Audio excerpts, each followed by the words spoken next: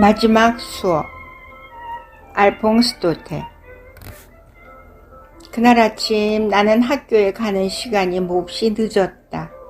게다가 아벨 선생님은 그 전날 내게 동사에 대해 질문하겠다고 하셨는데 친구들과 노느라 전혀 공부를 하지 않아 꾸중 들을 것이 두려웠다. 문득 수업을 빼먹고 들판을 쏘다니고 싶은 생각이 들었다. 너무나도 좋은 날씨였다.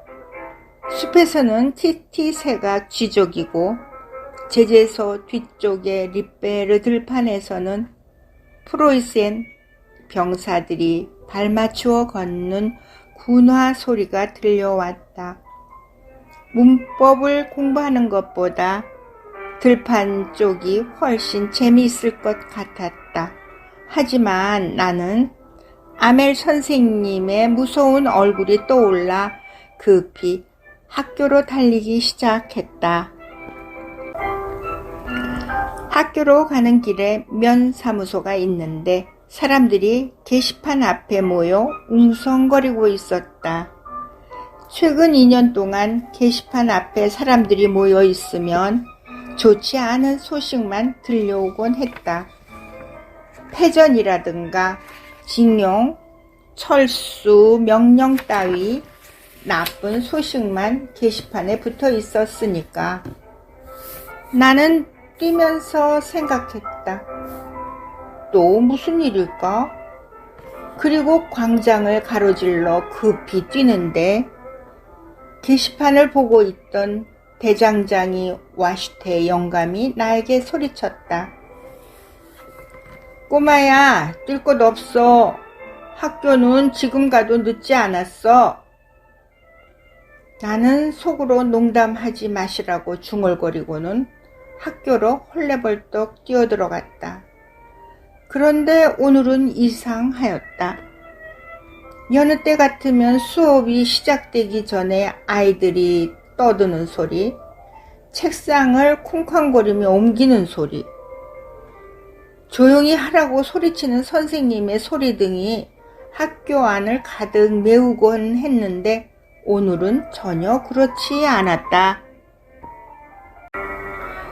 마치 일요일 아침처럼 고요했다. 아이들이 떠드는 틈을 타 살짝 내 자리로 들어가려던 생각에 깨어졌다. 창문 너머로 이미 자리에 앉아있는 친구들의 얼굴이 보였다. 연휴 때와 마찬가지로 아멜 선생님은 커다란 자막대기를 옆구리에 끼고 책상 사이를 왔다 갔다 하고 계셨다.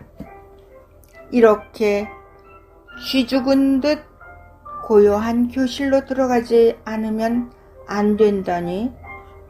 그런데 그날은 다른 날과 전혀 달랐다. 아멜 선생님은 슬픈 눈으로 나를 바라보시더니 가라앉은 목소리로 말씀하셨다.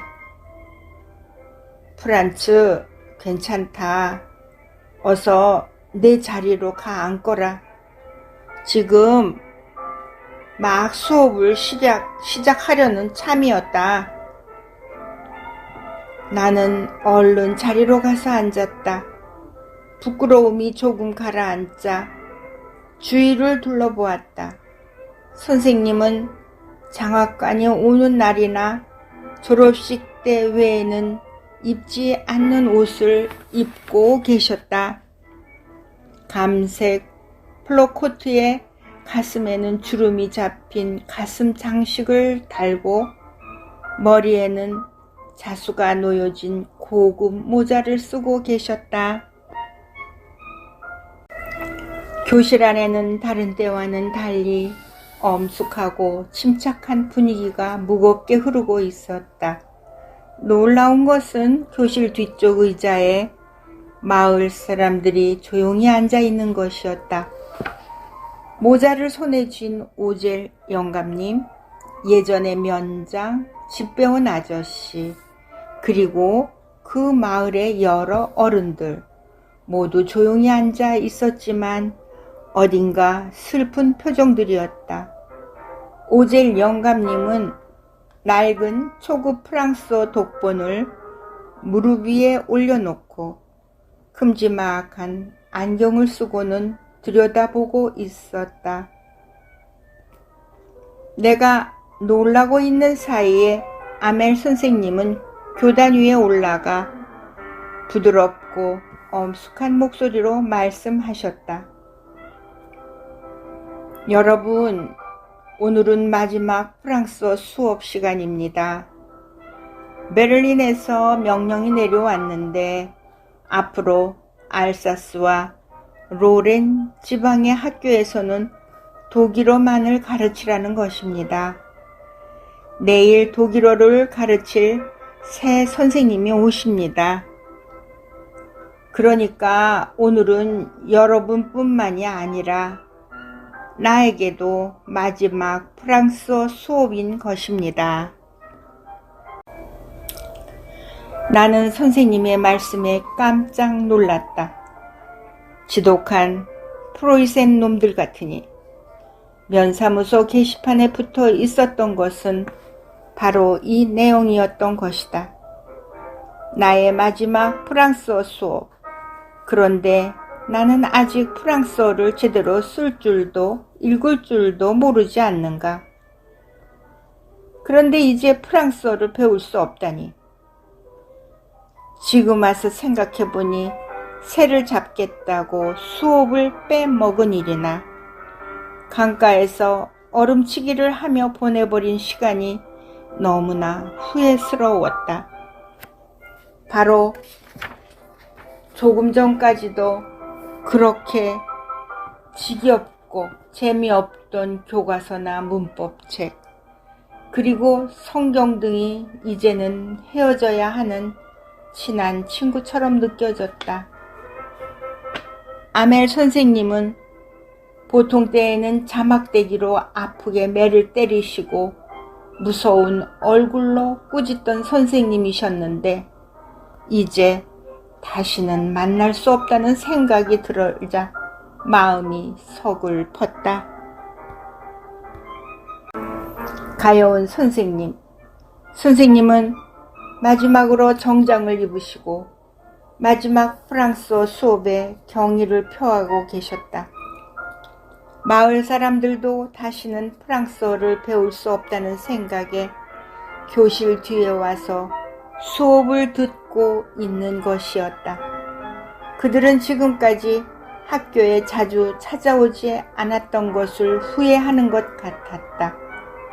오젤 영감님은 몇십 년이나 프랑스어를 익히지 못한 것이 못내 아쉬운 듯 했다. 그것은 또한 40년 동안이나 프랑스어를 가르친 선생님에게 경의를 표하는 것일 뿐만 아니라 마침내 사라져버릴 조국에 사랑을 바치는 것이었다. 그러고 있는데 갑자기 선생님이 내 이름을 부르셨다. 내가 암송할 차례가 된 것이다. 이 어려운 동사 규칙을 하나도 틀리지 않고 외울 수 있다면 얼마나 좋을까. 하지만 시작부터 기억이 안 나. 나는 얼굴이 빨갛게 상기된 채 몸을 비비 꼬고만 있을 뿐이었다. 나는 얼굴을 들 수가 없었다. 앞에서 아멜 선생님의 말씀이 들려왔다. 프란츠, 너를 꾸중하는 게 아니다. 너는 이것으로 충분히 벌을 받았다. 너뿐만이 아니라 우리도 날마다 이렇게 생각했지. 시간은 충분해. 내일이 있는데 뭐. 내일 공부하지. 그 결과가 이것이다. 교육을 다음 날로 미룬 것이 우리들의 가장 큰 잘못이었다. 프로이센 사람들은 우리에게 이렇게 말할 것이다. 자기 나라 말도 제대로 하지 못하면서 무슨 프랑스 사람이냐고 우겨대느냐. 프란츠, 그러니까 너 혼자만의 잘못이 아니다. 우리 모두 책임이 있는 것이다.